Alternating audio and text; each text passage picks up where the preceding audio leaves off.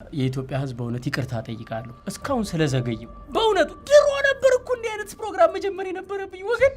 ስንት ጉድ እኮ አለፈ። ስንት ኖርማል ያልሆነ ነገር ኖርማል እንዲመስላቸው ተደረገ። ኃጢአት የክብር ልብስ ሆኖ ቤታችን በር ዘግተን የምንሰራው ኃጢአት ሳያንስ አደባባይ እየወጣ ኃጢአትን ጌጥ አደረገ። ኮሜዲያን እሸቱ መለሰ ይቅርታ የምጠይቀው ይሄንን ፕሮግራም ዘግይቼ በመጀመሬ ነው ሲል በይፋ ተናገረ። ስለ ቲክቶከሯ ባምቢ ወይም ሀና ግደይ ይቅርታ ይጠይቃል ተብሎ ሲጠበቅ የነበረው ኮሜዲያን እሸቱ መለሰ በተቃራኒው ምንም ይቅርታ የሚያስጠይቅ ስራ አልሰራውም። ይቅርታ መጠየቅ ካለብኝም እንዲህ አይነቱን ፕሮግራም ማለትም ኖርማል አይደለም የተሰኘውን ፕሮግራም ዘግይቼ በመጀመሬ ነው ብሏል። በሰፊው ታደምጡታላችሁ።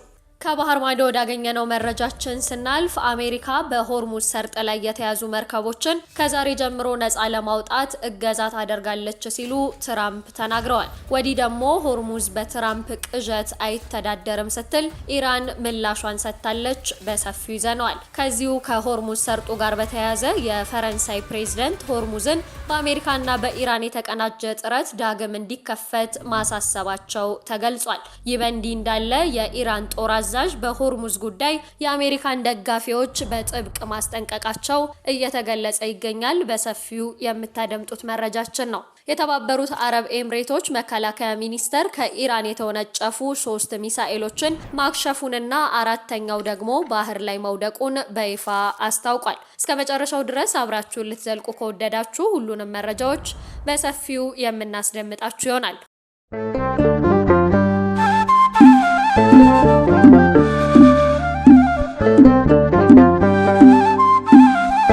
ሰላም ጤና ይስጥልን ውዴ ቻናላችን ቤተሰቦች እንደምን ቆያችሁን? ዘወትር አዳዲስና ሰበር መረጃዎችን ይዘን የምንቀርብበት ሰዓት ላይ ተገኝተናል። ለቻናላችን አዲስ ከሆናችሁ ቻናላችንን ሰብስክራይብ እንዲሁም ላይክ እና ሼር እያደረጋችሁ የምንለቃቸውን መረጃዎች ለመላው ዓለም ማጋራት አትርሱ። ቀጥታ ወደ ዛሬው መረጃችን አለፍን። ቀዳሚ ወዳደረግነው መረጃችን ስናልፍ ከሰሞኑ እጅግ መነጋገሪያ የነበረው የኮሜዲያን እሸቱና የቲክቶከሯ ባምቢ ጉዳይ አሁንም አነጋጋሪነቱ እንደቀጠለ መጥቷል። ኮሜዲያን እሸቱ መለሰ ይቅርታ ይጠይቃል ተብሎ ቢጠበቅም ነገር ግን በተቃራኒው ይቅርታ የምጠይቀው ይሄንን ፕሮግራም ዘግይቼ በመጀመሬ ነው ሲል ተናግሯል። እኛ ያልነው በዓለማዊና ከእግዚአብሔር ሕግ ጋር በሚጻረር ነገር የሚታወቅ ሰው ያለምንም የንስሐ ሂደት ያለምንም የትምህርት ጊዜ ያለምንም የተለወጠ ልብ መጥቶ ለቤተ ክርስቲያን ገንዘብ አሰባሳቢ ሆኖ ሲቀርብ ለወጣቶች ዓለም ላይ እንደ ልባቸው ሆናችሁ መታችሁ ደግሞ ቤተ ክርስቲያንን መወከል ትችላላችሁ የሚል የተዛባ መልእክት ያስተላልፋል ነው እንጂ ኃጢአተኞች ወደ ቤተ ክርስቲያን አይምጡ አይደለም ያልነው። ጉዳዩን በቀጥታ ብትመለከቱትና ተቆርጦ የሚወጡ ቪዲዮዎችን ከመመልከት ይልቅ ሙሉውን በዩቲዩብ ቻናላችን ላይ መታችሁ ብትመለከቱ የተሻለ ነው በማለት አስተያየቱን ሰጥቷል።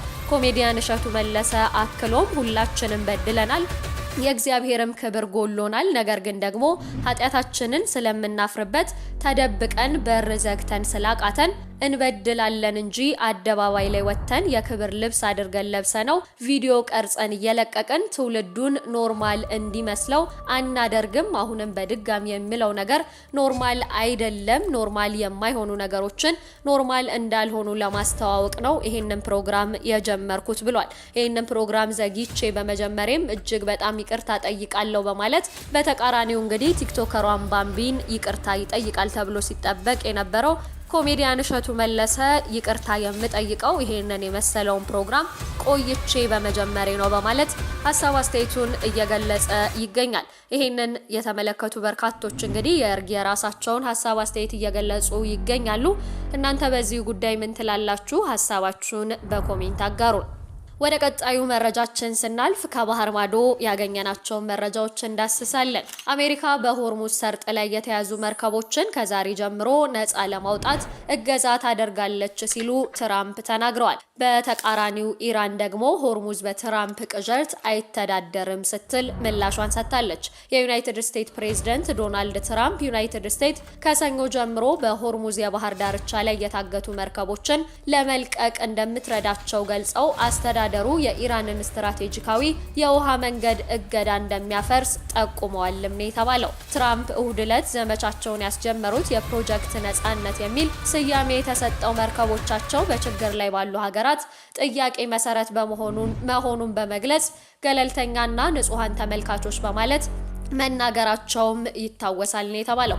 ለኢራንና ለመካከለኛው ምስራቅና ለዩናይትድ ስቴትስ ጥቅም ሲባል ለእነዚህ ሀገራት መርከቦቻቸውን ከነዚህ የተከለከሉ የውሃ መንገዶች በነጻነት ወደ ስራቸው እንዲገቡ እናደርጋለን ያሉ ሲሆን ትራምፕ ከነዚህ መርከቦች ውስጥ አብዛኞቹ መርከበኞች በምግብ እጥረት አለባቸው፣ በጤናና በንጽህና አጠባበቅ ችግር ውስጥ እንደሆኑም አክለው ገልጸዋልም ነው የተባለው። የትራምፕን መግለጫ ተከትሎ የኢራን ፓርላማ የብሔራዊ ደህንነት ኮሚሽን ኃላፊ ኢብራሂም አዚዝ በችግር ውስጥ ያሉ ማንኛውንም መርከብ ለማስለቀቅ የአሜሪካ ጣልቃ ገብነት የሚኖር ከሆነ የእርቅ ስምምነቱን እንደ መጣስ ይቆጠራል ሲሉ አስጠንቅቀዋልም ተብሏል። የሆርሙዝ ባህርና የፋርስ ባህረ ሰላጤ በትራምፕ የቅዠት አስተያየት አይተዳደርም ሲሉ አዚዝ በኤክስ ገጻቸው ላይ ባጋሩት መልእክት በግልጽ አስፍረውታልም ተብሏል።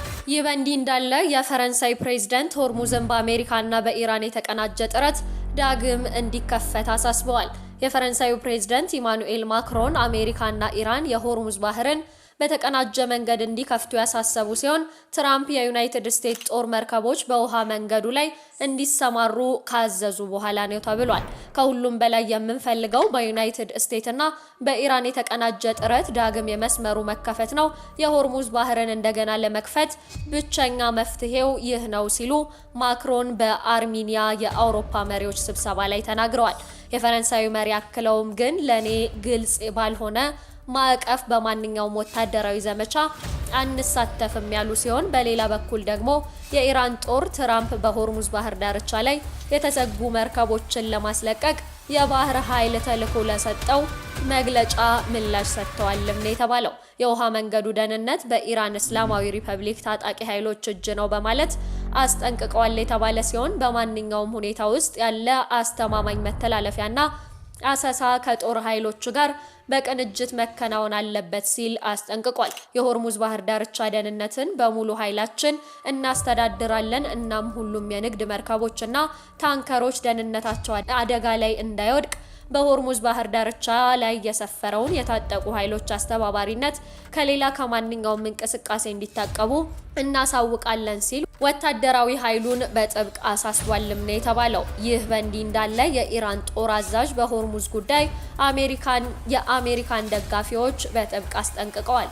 የካታም አል አንቢያ ማዕከላዊ ወታደራዊ መስሪያ ቤት አዛዥ ሜጀር ጀነራል አሊ አብዱላሃ የንግድ መርከቦችን ለማጀብ የውጭ ሀገራት መርከቦችን ወደ ሆርሙዝ የባህር ዳርቻ እንዳይገቡ አስጠንቅቋል። በተጨማሪም የዩናይትድ ስቴትስ ወንጀለኞች መሪዎችና የአሸባሪዎች ሰራዊት በየካቲት 28 አሜሪካና እስራኤል በመቀናጀት በኢራን ላይ በደረሰ ጥቃት ምክንያት የዓለም አቀፍ ንግድና ኢኮኖሚያዊ ደህንነት አደጋ ላይ ጥለዋልም ብሏል። የፋርስ የዜና አገልግሎት አብድላሂን ጠቅሶ እንደዘገበው ከሆነ የክፉ አሜሪካ ደጋፊዎች መጠንቀቅ አለባችሁና ወደማይቀረው ጸጸት የሚያመራውን ማንኛውንም ነገር አያድርጉ ሲሉ አሳስበዋልም ነው የተባለው።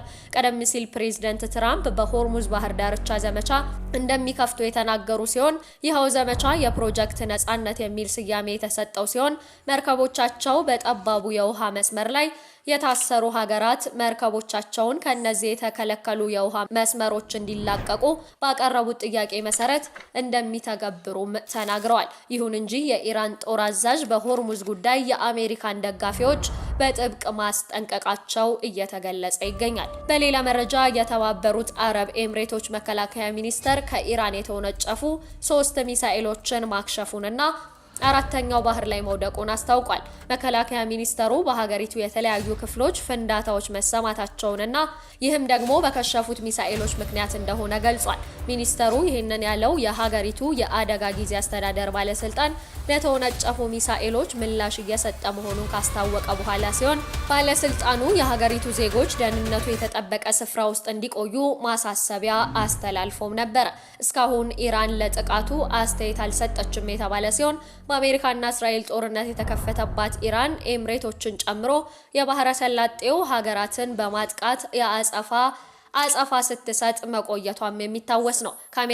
ከአሜሪካ ጋር ከተደረሰው የተኩስ አቁም ስምምነት በኋላ ግን ጥቃቶቹ ረግበው እንደነበር ይታወሳል። አሁን ላይ አሜሪካ በኢራን በተዘጋው ሆርሙዝ ሰርጥ በኩል የሚጓዙ መርከቦችን እንደምታጅብ ያስታወቀች ሲሆን ይህ የአሜሪካ ውሳኔ ከተሰማ በኋላ ነው ኤምሬቶች ላይ ጥቃት የተፈጸመው። የተባበሩት አረብ ኤምሬቶች መከላከያ ሚኒስቴርም ከኢራን የተወነጨፉ 3 ሚሳኤሎችን ማክሸፉንና 4ኛው የተወነጨፈው ሚሳኤል ደግሞ ባህር ላይ መውደቁን በይፋ አስታውቋል። ውድ የቻናላችን ቤተሰቦች ለሰዓቱ ያዝንላችሁ መረጃዎች እነዚህን ይመስላሉ። በቀጣይ በሌሎች አዳዲስ መረጃዎች ወደ እናንተ የምንመለስ ይሆናል።